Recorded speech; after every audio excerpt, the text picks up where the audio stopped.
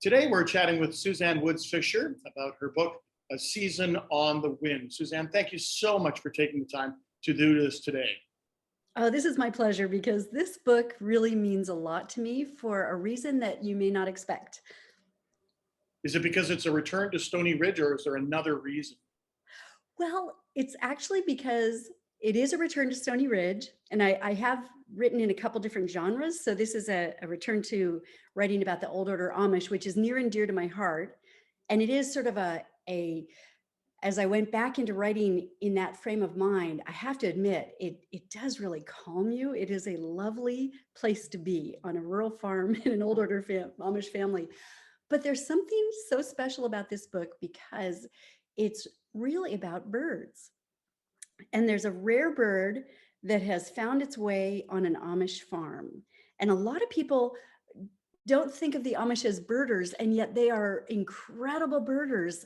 They're so in tune, and I don't mean to paint a broad brush, but the ones I have Mhm. met are so in tune with nature, and they have just an awareness and a respect and even a reverence for nature. So this was a fun book to write because it is truly representative of the people I have met among the old order Amish who are remarkable birders. Their ears and their eyes are so tuned in. And then also just the curious conflict of a rare bird on an Amish farm, which is drawing in people from all over trying to get a sight of this bird.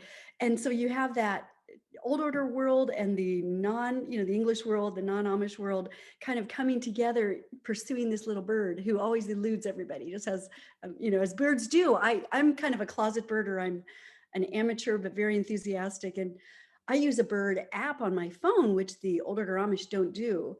And every time I pull it out, the bird disappears Yeah. every time. I like to take photographs. I feel the same way about the cardinal. They just won't hold still for me. Yes. So in this story, we have a character named Ben who used to live on at Stoney Ridge. Things take a turn for the worse for him when he heads off to this Amish community in search of the bird, hoping nobody will notice that he's back. But of course, they do notice he's back. So tell us a little bit about what happens with Ben as he's in search of this elusive turn. Well, Ben Zook is a character who started his life in Stoney Ridge, a generation ago. So he was a boy up to about 15 years old. And, most of the older Amish I know truly have lovely families. Their stories aren't told, but those who leave, their stories get told. And they sort of represent a large amount of people, and it's not necessarily true. In Ben's case, it was true. It was a really dysfunctional family, and he left and kept running, and he did not want to return. This was the last place he ever wanted to go. But he's a crazy birder. Like this is his life, this is his pursuit, this is his passion, and he pursues birds all around the world, rare birds. And wouldn't you know, it ends up bringing him back to Stoney Ridge of all places. So he tries to keep a low profile. Impossible to do. News travels fast, even without telephones and cell phones and that kind of thing. And really, what's happening is I think the Lord is bringing him back to face some issues that he needs to sort of really deal with. And there's sort of a theme in the story of who is the rare bird, like who really is the rare bird. And the Lord's just after him to bring him to a place of sort of forgiveness and understanding and the sovereignty of the Lord, even with a little bird, But that sounds kind of dorky, and it's not a dorky book. It's really a fun book. And if you like birds, I actually have a bird log in between every chapter of a bird written through the eyes of a 17-year-old young Amish guy who has a little bit of like a witty sense of humor, like he just a wry. So I leave the other points of view just to have this adolescent sense of, found an owl that looked at me like I had murdered his whole family.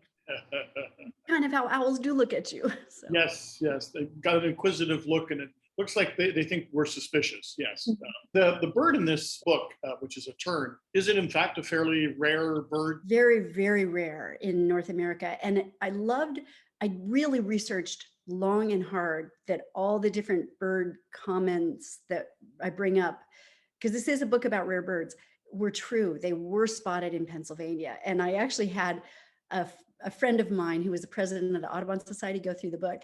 And she did not find errors, but she did say there's a lot of rare birds.